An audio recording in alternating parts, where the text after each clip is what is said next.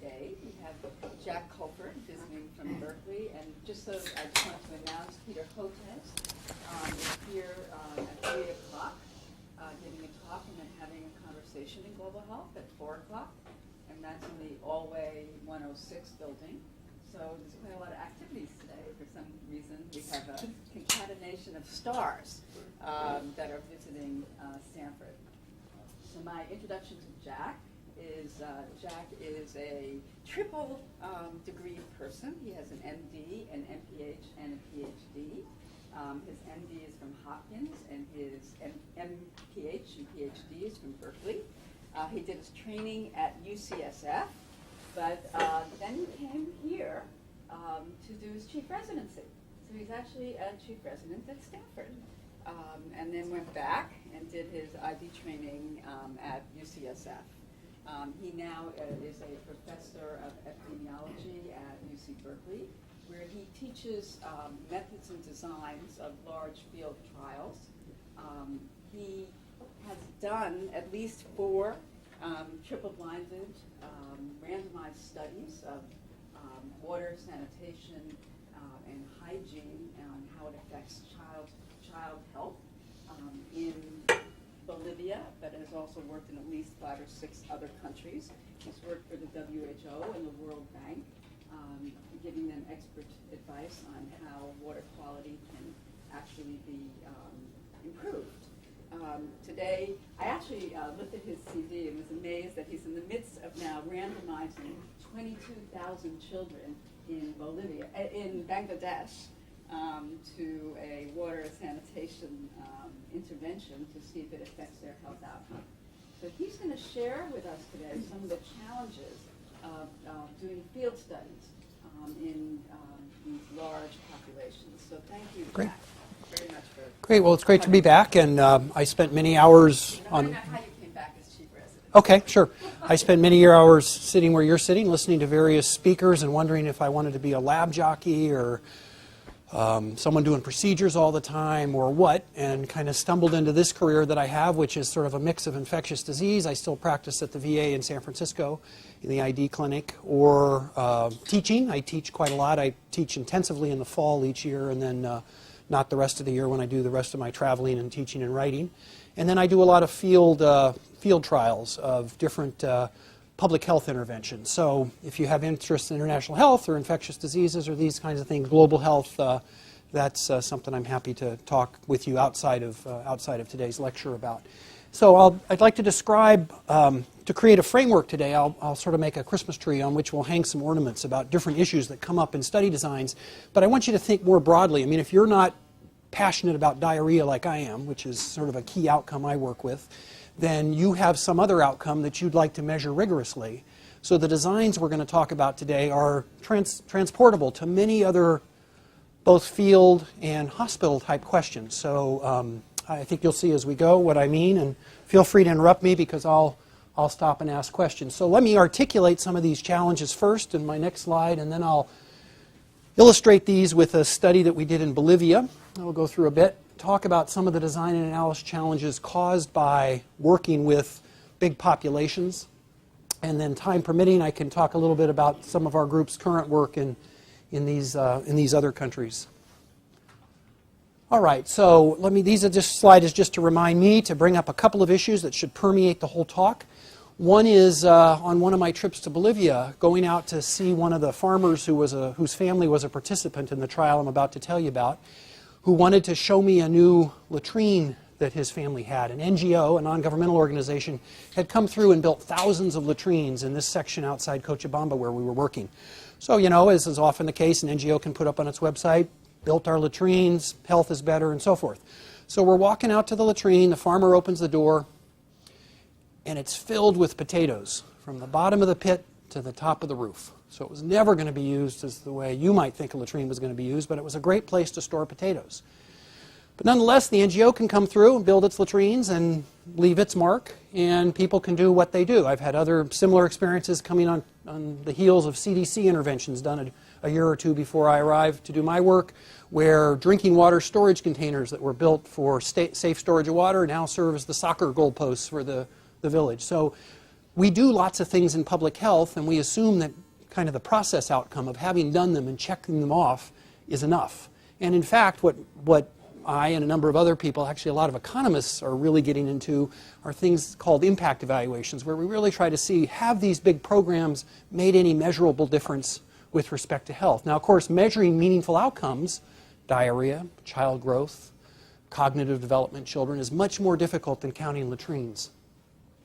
I'm going to talk a little bit about the issues that arise from whether or not people participate in your studies, because compliance, as you'll see in the study I'll present, is a really important and big issues. You should challenge me, as you should any speaker, on the ethics of what we've done in this trial. Was it ethical to do the trial we did it? What do you think about our comparison group? Was that in violation of a number of guidelines you've probably studied about performing studies in the developing world or not? What's it like to work with multiple disciplines?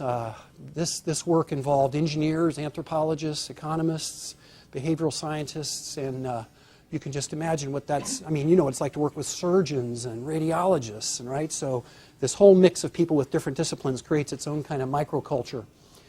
Another generic topic that applies to any sort of work that involves cluster design. So in the work I'm going to describe today, we're going to talk about randomizing villages. You might be randomizing wards, or you might, in large-scale studies, be randomizing hospitals.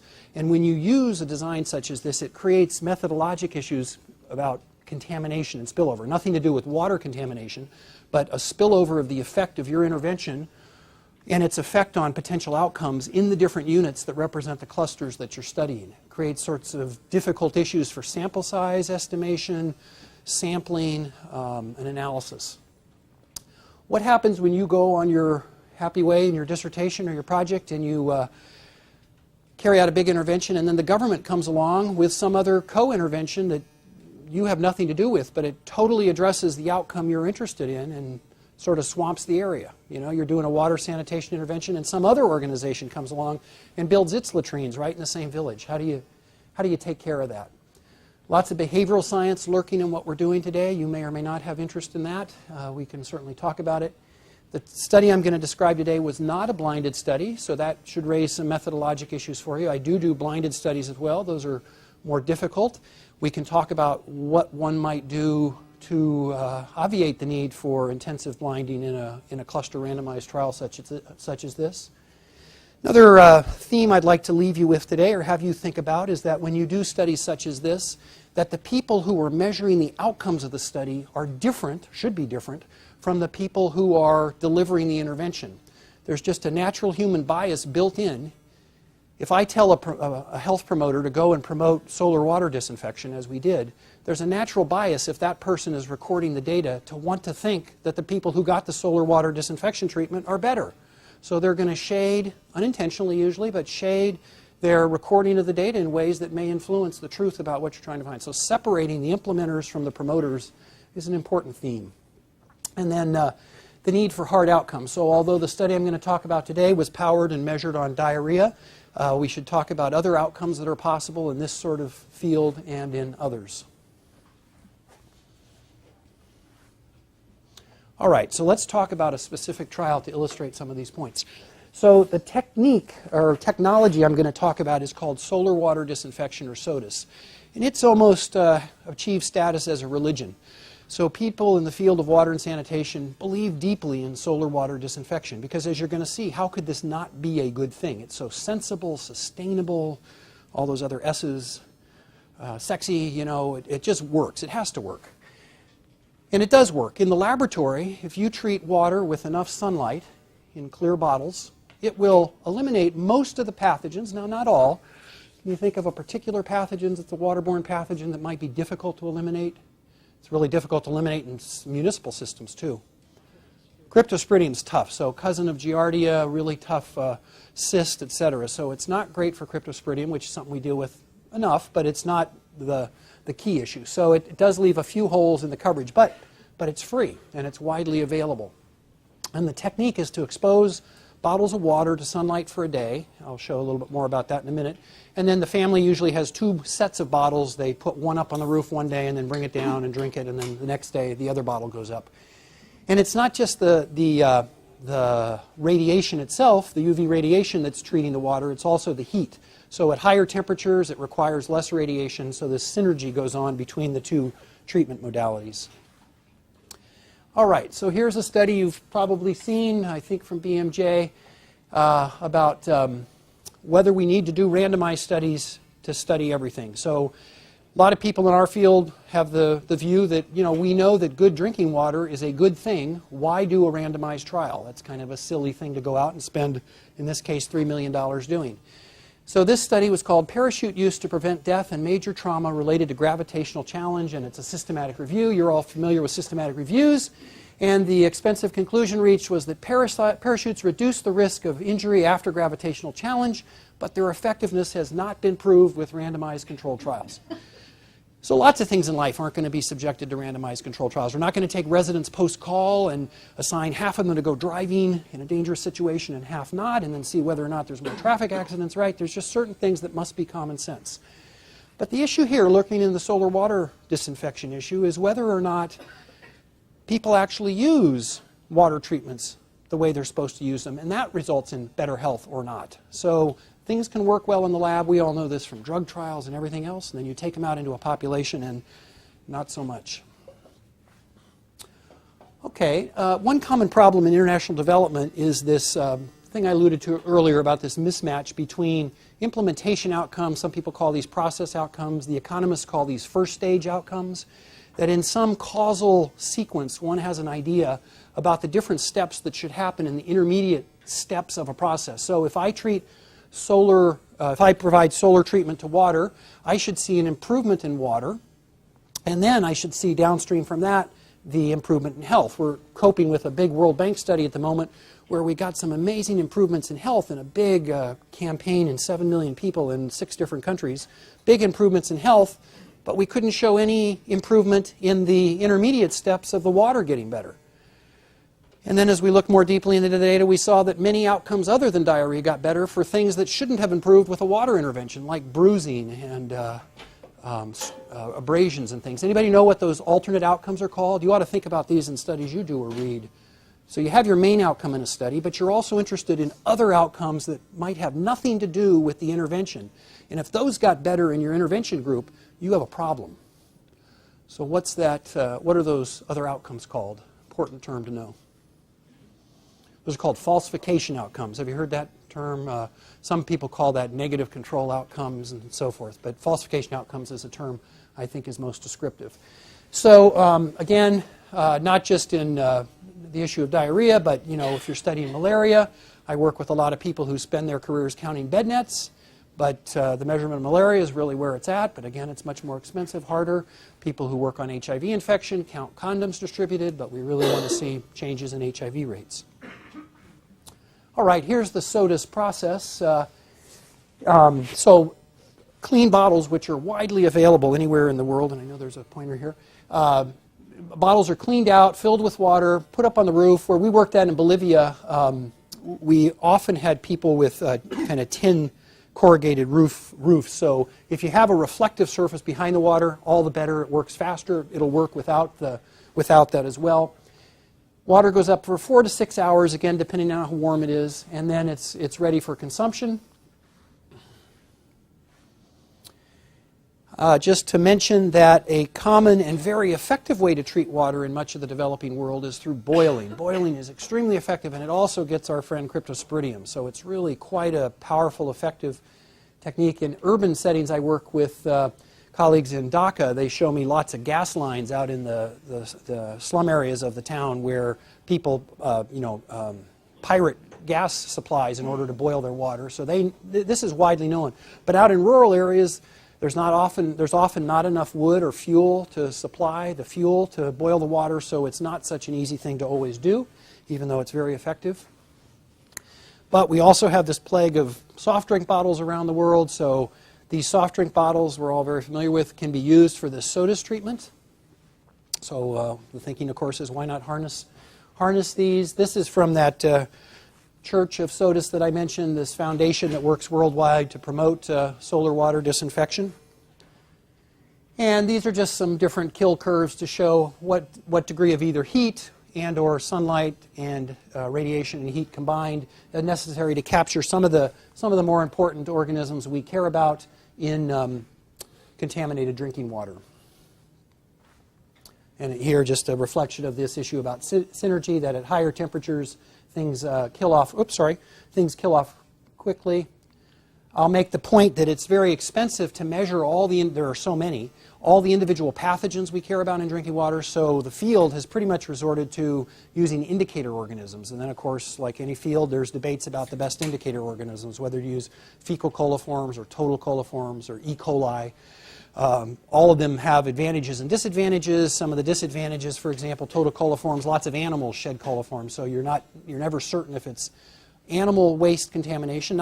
Doesn't sound too tasty to drink either, but it's really human waste contamination that causes the main problem for humans developing illness from drinking water. So again, the promotional campaign, what could be wrong? When we started this study 8 or 9 years ago, when we first put in the first proposal, the program had spread throughout the world. Many countries were doing it. Based on the results of a couple of small studies, one in particular in Africa among the Maasai, that had shown about a third reduction in GI illness in tribal members who use the SOTUS technique. So the elders were taught how to teach their people the SOTUS technique. They went out and taught the technique. Diarrhea went down in young children under 5 by about 33%. And several facts I just mentioned there are going to be relevant as we come to some sample size and other issues. I think I've hit on most of the technology advantages of SOTUS so far, so let me skip over to I'll just make one other one, though, is that the big push in much of the water and sanitation field is towards providing people with individual control of household level drinking water treatment, because you're familiar with the Millennium Development Goals, for example. You've heard these, that by 2015 all these great things were going to happen. One of them was that in the drinking water field that there would be a 50% reduction in the number of people receiving unimproved water in the world. And even that statement has a lot of problem, because what counts for the joint monitoring program at the UN that follows water, what counts as improved water is delivery through pipes. So you can deliver sewage water through pipes, and that would count towards those MDG goals. So obviously a little silly, back to this issue of what are we really measuring, what do we really care about as causing an improvement. Some other limitations of SOTUS: it doesn't treat chemical problems with the water. I work in a lot of areas, for example, in India and Bangladesh, where arsenic is a problem, other areas where fluoride is a problem. So this does not do anything for that. In those settings, sometimes people combine SOTUS with a physical filtration type thing. This isn't useful for treating large volumes of water. It's meant for household level treatment. It requires relatively clear water because the sunlight needs to penetrate the column of water and get to the organisms. And if it's very turbid, the organisms either never feel the sunlight or they cling to the solutes that are in the water and escape treatment, essentially. All right, so here's the study I'd like to motivate our discussion with. This was an NIH-funded project we did in Bolivia in children under the age of 5. Obviously, choosing one's target population is critical. Obvious question, why would one want to work with children under 5 in a study such as this? I mean, diarrhea is a problem for lots of people. Yeah, so mortality is higher. Now, one important point is it's really hard, even in large studies, even in my largest studies, it's hard to use mortality as a primary outcome because the study has to be so big to power it properly. So, in addition to mortality being higher, incidence is quite high in children under 5. And that's why, you always go look for an outcome with a really high incidence, regardless of what the study is you're doing.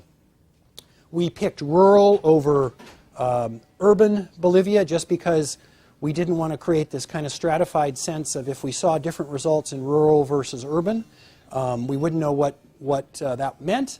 This is an issue for everybody doing urban studies. In urban populations around the world, there's intense migration, so it's really hard to do urban studies and know in a long study that you're going to have the same population after you've enrolled them, a year or 2 years later and so forth.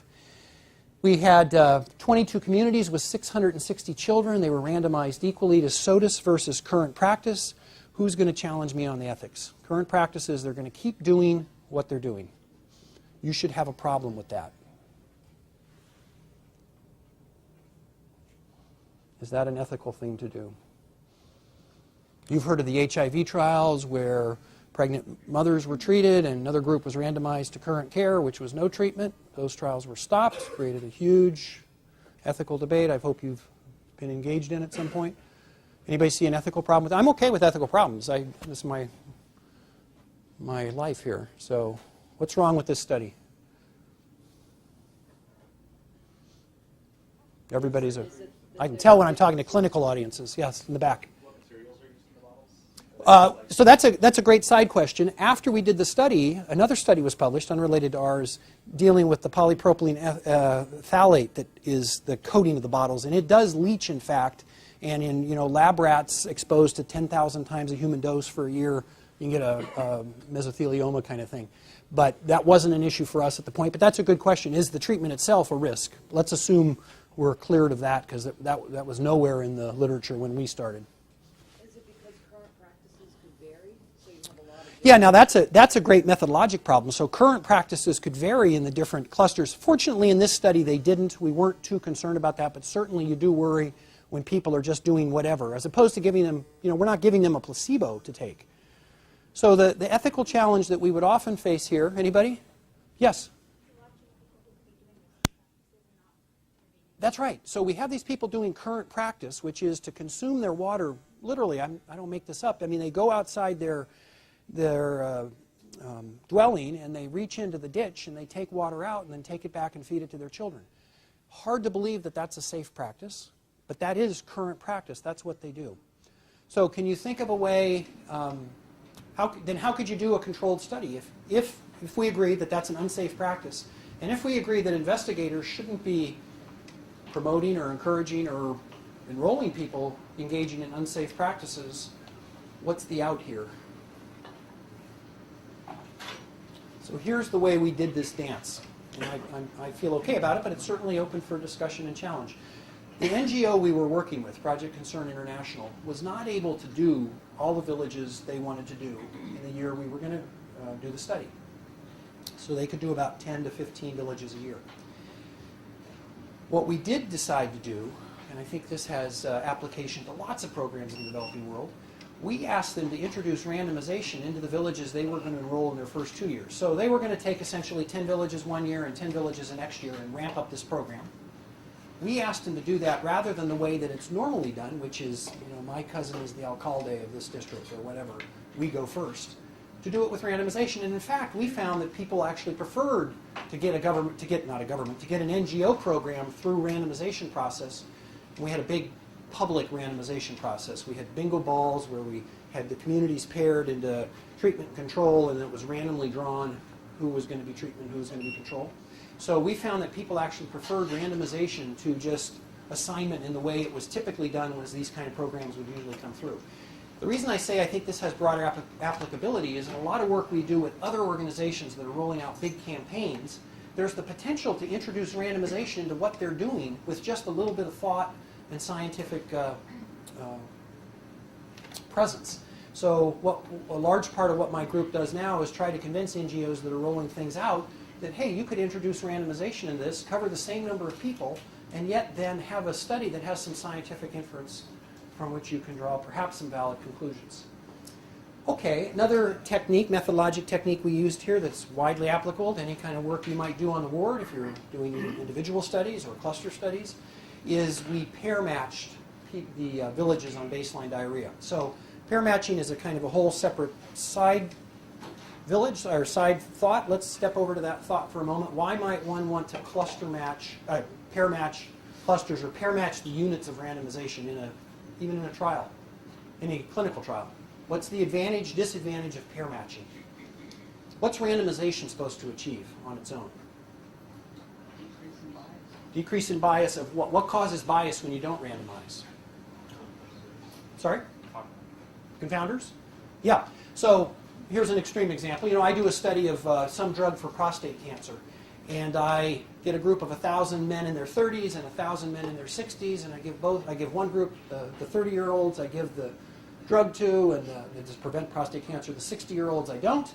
And then I report, well, there was no difference in, didn't work, whatever. But what's unbalanced there, of course, is the age. So if I didn't have randomization to equalize the age and all other factors that I care to be importantly different between the groups, then I've created a group that really can't be compared to the other. So randomization is really critical. In studies that are going to be doomed, if there's an imbalance in an important variable, it's critical to try to balance those variables at baseline even beyond randomization. And pair matching is one way to do that. So if you know your key outcome by, if I flip a coin 1,000 times, no one's going to be surprised if I get 400 heads and 600 tails. But that might be too imbalanced. Even though it's random, that might be too imbalanced to do the study I want to do. So I add something extra to ensure this balance beyond randomization. And that one way to do that is with pair matching. We matched on baseline diarrhea. Could you think of other things one might match on in a study such as this? Solar water treatment for reducing diarrhea? Or why match on diarrhea? Obviously, we thought that was an important enough covariate to match on.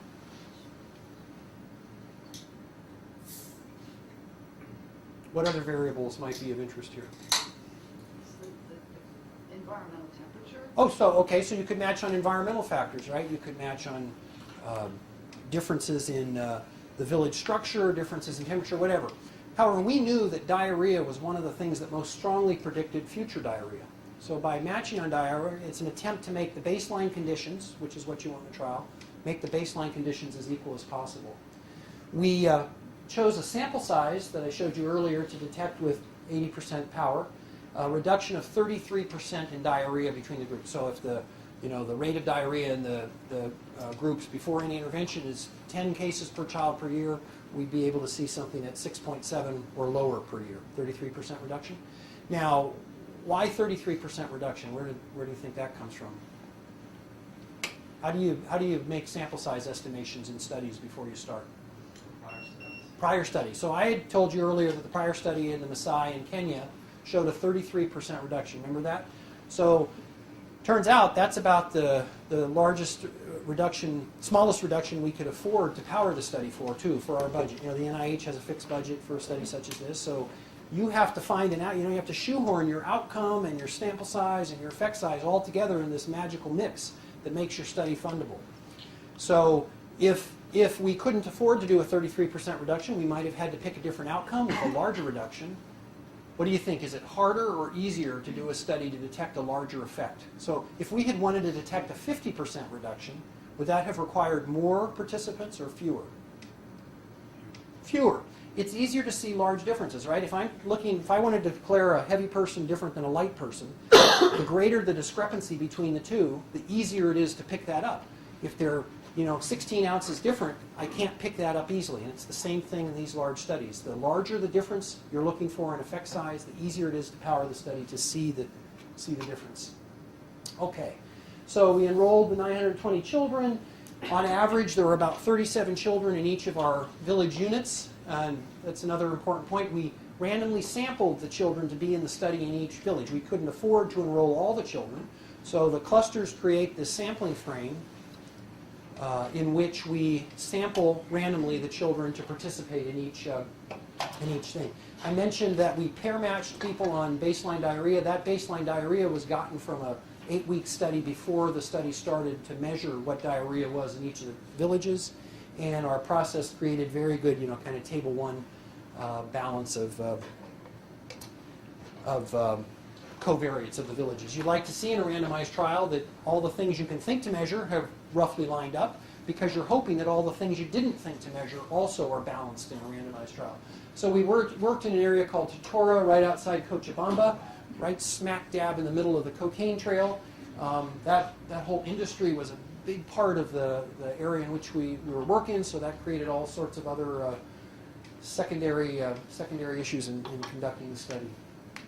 I talked about spillover and contamination earlier. I can tell you kind of from my personal journey through the different villages that these are quite far apart, quite isolated. We had really no concerns about common markets or common sharing of water supplies and so forth, so we weren't too worried about contamination and spillover. Here's this pair matching process at the beginning. These are the community cluster numbers, And so, for instance, these two communities are paired because their baseline diarrhea is the closest, so on and so forth. And then in a random public process, 2 balls are in the bingo jar for these guys, and whoever gets picked first becomes the intervention group. So it's random who becomes the intervention group in each pair. So the randomization is done at the pair level. Lots of different things are collected during the course of the study. One important point I'll make is that while SOTUS, as it's being rolled out worldwide now, is basically, and back to the parachute idea, SOTUS is parachuted into these villages in most parts of the world. People are trained once or in a weekend workshop kind of thing and then left alone. We didn't do that. We were trying to conduct an efficacy trial here as opposed to an effectiveness trial. So we had our promoters going every 2 weeks to the villages throughout the course of the year. That term, efficacy, effectiveness, a common parlance for you? What's the difference? How is this efficacy, not effectiveness? Or it's a spectrum, efficacy. What's efficacy? It's the potential of something to work. Yeah, under highly controlled conditions, efficacy is like in the lab. If I control all the conditions and it works, I've shown that something's efficacious. Whereas if I take it out into the real world in sort of in non-stilted or in real conditions, we call that effectiveness, but there's a spectrum between it. So you could argue our study, SOTUS in the lab, that was kind of an efficacy study, but not of health. Our study was, we think, the best you can do for promotion of SOTUS in the wild, so we view it as an efficacy study. So here are the key results from the study, simplified down. So diarrhea incidence, let me first tell you what these outcome measures mean. Diarrhea incidence refers to the number of episodes of diarrhea per child per year, and the way WHO defines diarrhea is 3 loose stools in a 24-hour period. And the way we define episode, which is common in the literature, is an episode is a new occurrence of diarrhea that's more than 3 days separate from the original occurrence. So that, if you have 9 days of diarrhea in a row, our presumption is that's the same pathogen. We're not treating that as a different episode. So episodes are separated by 3 days of no symptoms. As opposed to prevalence, or in this case, a term would be longitudinal prevalence, where we're measuring the number of days a child is ill in the year divided by the number of days they were observed. So as expected, you would see more, the absolute number of longitudinal prevalence would be higher, because you're going to have, as you count up days, there's going to be more days than episodes because of that business of needing to be separated by disease-free days. This is a plot of the longitudinal prevalence over time in the study, and I'll make a point that in many human health population studies, you see this dramatic fall in incidence of disease early in the study in both the control and intervention groups. Lots is being written about that now. Our group is working on some of this methodologic underpinning of this, but it's we think it's kind of a type of Hawthorne effect. So let's look at the results and interpret those together. So in terms of episodes of disease, the control group went from 4.3 to 3.6, and that ratio of those is 0.81 with this confidence interval. Anybody want to interpret that? Give up on SOTUS, continue SOTUS, promote it globally. Sorry? But it seems like no effect. Okay, and you say no effect because? The confidence interval. Because the confidence interval crosses the null, which is? Right, okay, so let's work this through. So if the confidence interval crosses the null, we say that we don't have evidence at the level of evidence we'd like to see that the treatment worked. Now we're talking about big stakes here, right? Global childhood diarrhea. What's our in our gut, what's our best estimate of the effect of SOTUS? Forget confidence intervals and p-values. And if you had to pick a single number to represent its effect, its reduction or increase in diarrhea, what would you say it is? 0.81. Yeah, 0.81. Now, clinically, would that be meaningful or not? If I could get a 19% reduction in childhood diarrhea in the world, do I have to argue with you that that's meaningful?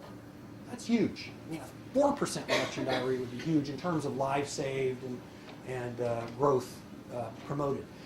So we're left with this bit of a dilemma that we went through this big study, came to a conclusion that's suggestive of an effect, but we can't prove it with the kind of level of trial certainty that we'd like to have, say, for a new drug. But we're not talking about a new drug. So as you can perhaps imagine, what came about after our article was people who believed in SOTUS believed in it even more strongly, and they said that Colford group, what they did wrong in their study was what?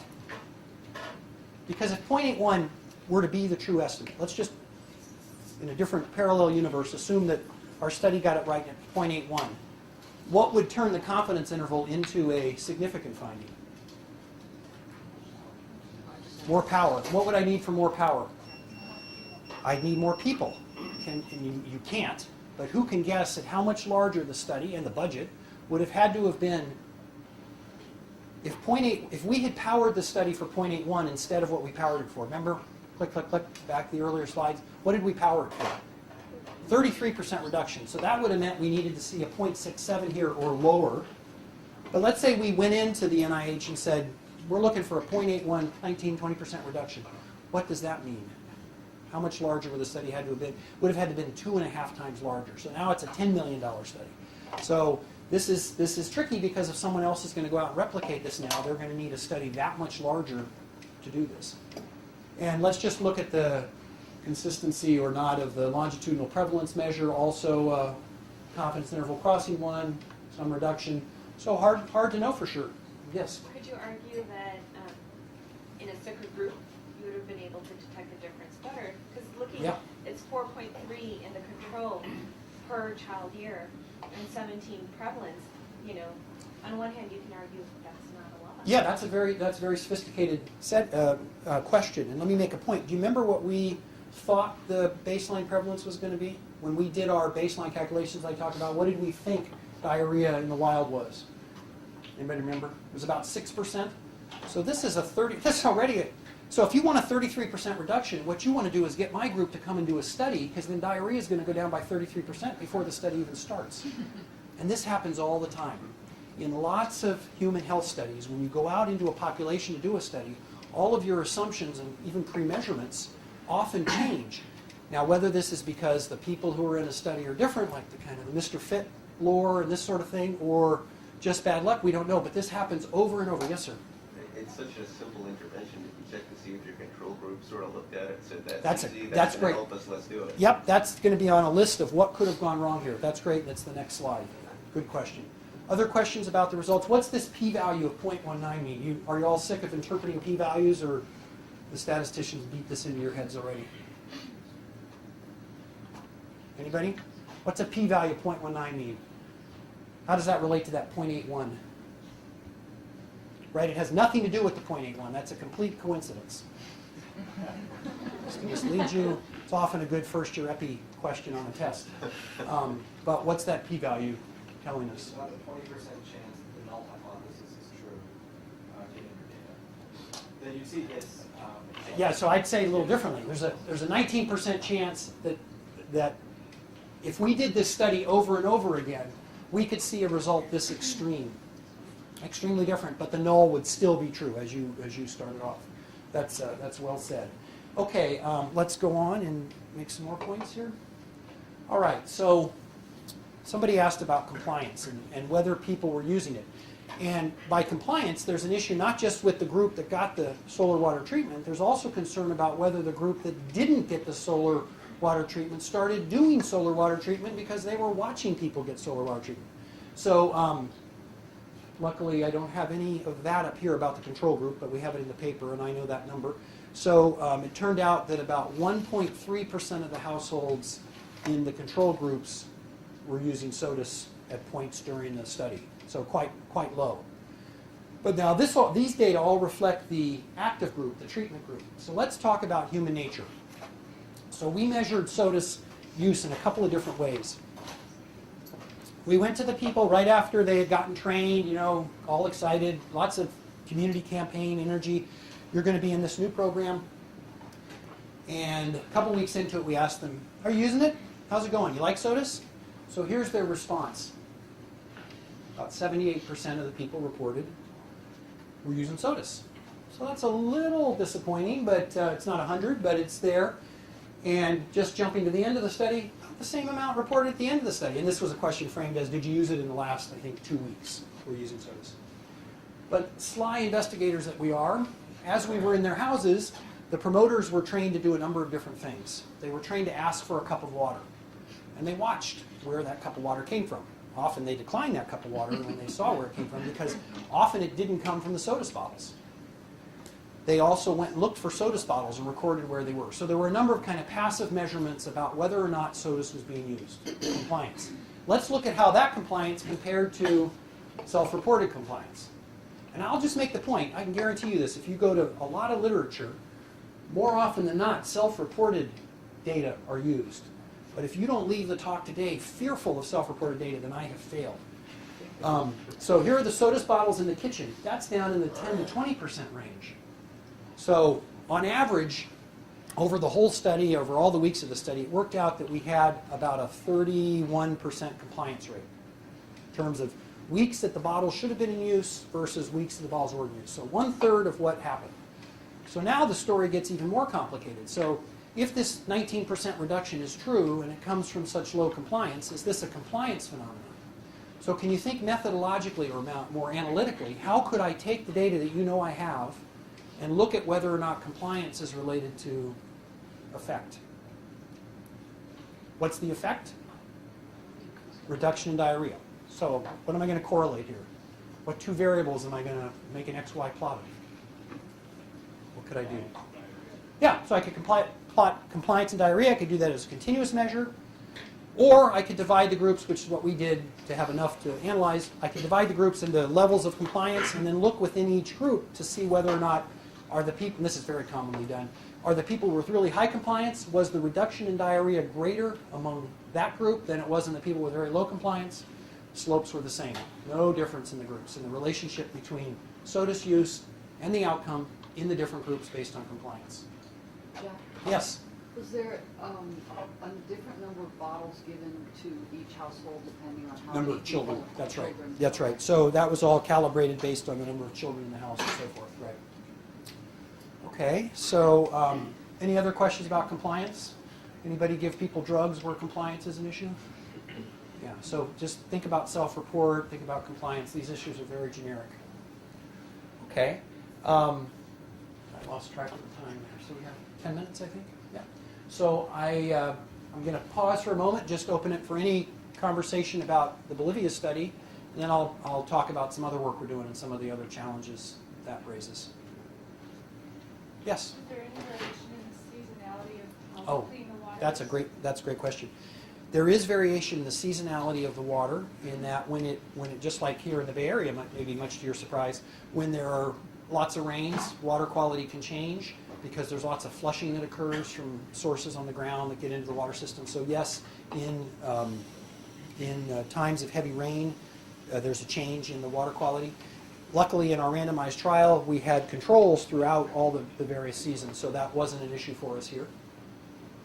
Other questions about Bolivia, compliance, ethics? Yes? You said that, so were the villagers enrolled encouraged to comply somehow? And the reason I ask is Yeah. why, if it's so cheap and easy, and all the villagers knew about it because of the randomization, like the bingo, Yeah. why didn't they just do it? Have you ever tried to give somebody cholesterol drugs or daily aspirin or anything? Well, I'm in pathology, so. Oh, yeah. So hopefully not. Or it's too late when it gets to you, right?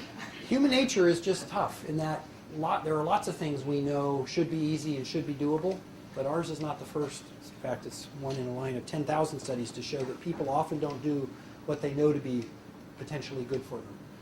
So the behavioral scientists on our team work on these issues about how do you promote it more. Now, what I will say is that our promotion of SOTUS that I alluded to with that earlier cartoon, our promotion of SOTUS was, I'm going to say 10 times more than the way the SOTUS campaign is traditionally done, which is to drop off the bottles and leave. So we could not humanly have done any more than every other week. I mean, well, you couldn't tell. I showed you how remote those communities were. So getting to those 22 communities in these little valleys and mountains, this was not an easy task for the promoters to get out there. So I don't think we could have done any more on that thought, but it was certainly something we had thought of. Other questions? Yeah, Michelle. Is hand washing at all? So hand washing was not part of this study. It's part of other studies we do. So with a variable like that, in a trial, you assume that there isn't an interaction between the intervention you give, like clean water, isn't changing people's washing of their hands. I mean, the causal path would go something like that, like this. What if they got clean water and now they're more attentive to these issues, so they also wash their hands? Well, if anything, you'd think you'd see an increase in the reduction, right? A larger reduction, a greater health benefit, which we didn't see. So either it didn't happen or it didn't matter. You wouldn't necessarily think that the people doing what they were currently doing would change their hand washing at all. So this is, we call this a conservative bias in the sense that we are likely underestimating the effect, which is what you tend to want to do when you're trying to prove something new works or doesn't. Yes? So does this type of work argue more for at least a village level type of intervention that, like the Millennium Goals where we're going to have pipes or some Yeah. kind of central Sure. filtration or something? Boy, this is tough. This is a big dilemma in our field because certainly, because of the human behavior issues, centralized, structured, systematic interventions generally work better. You know, for instance, in the U.S., there's someone here on the Stanford campus, Grant Miller, who's tracked how typhoid plunged as sewer systems were built, public sewer systems were built across the U.S. You could just plot the steady fall in typhoid as sewers came online, and they didn't all come online at the same time, so you could see this nice sort of time series. So ideally, system interventions are better, but they're expensive, they're hard to get to that last mile to the people out there. So that's why for the past several years this household level focus has been kind of where the action's been at, because no one there's really, I don't think there's much scientific debate about whether a pipe system can be better. But then you have places like Milwaukee where they have a pipe system and someone flips a switch the wrong way and the system gets loaded with cryptosporidium and you have 10,000 cases of cryptosporidium back in the early part of this century. So it's a tough dilemma. So this is meant to give people who care to do something about it household level individual control.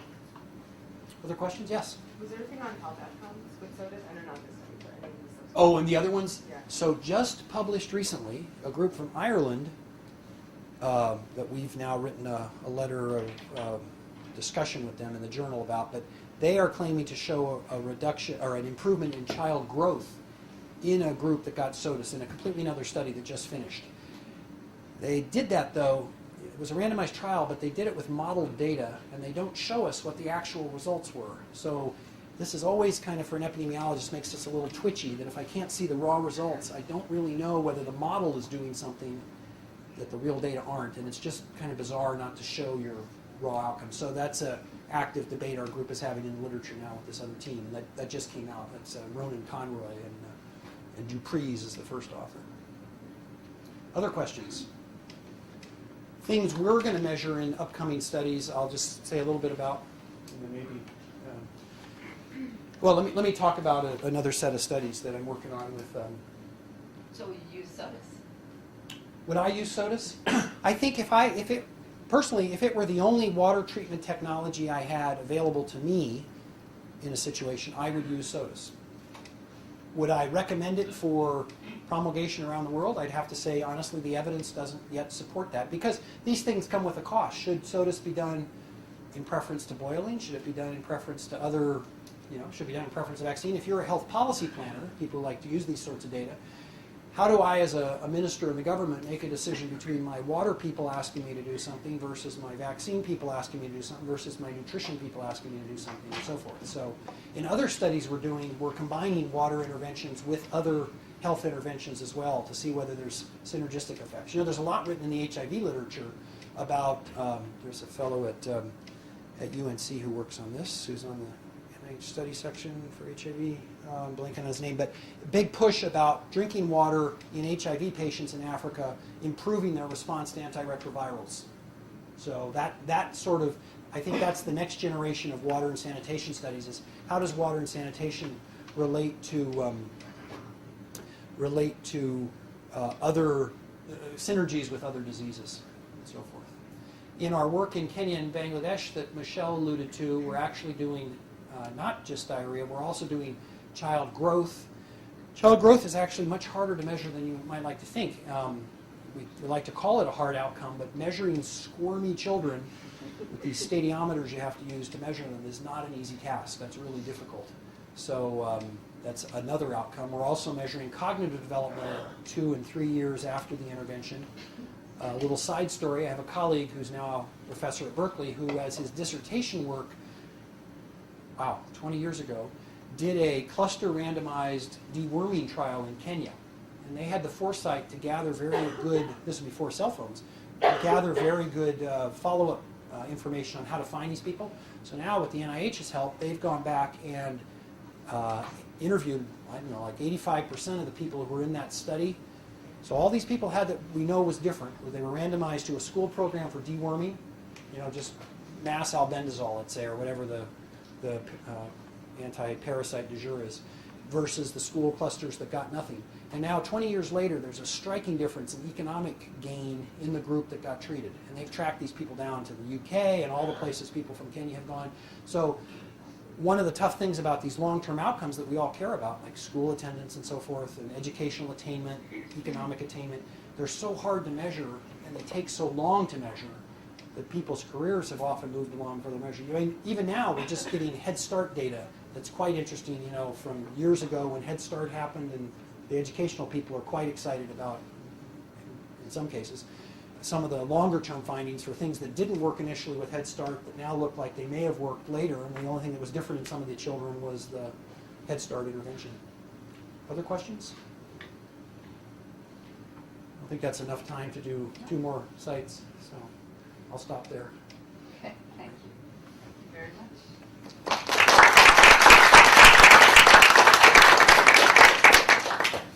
Did they give the full introduction? Oh, I think so. About his being chief resident here? Yeah. Well, do more, That Kelly. was my first chief resident, along with Alan Sager in 1989, and that's the only reason I did. The preceding program is copyrighted by the Board of Trustees of the Leland Stanford Junior University. Please visit us at med.stanford.edu.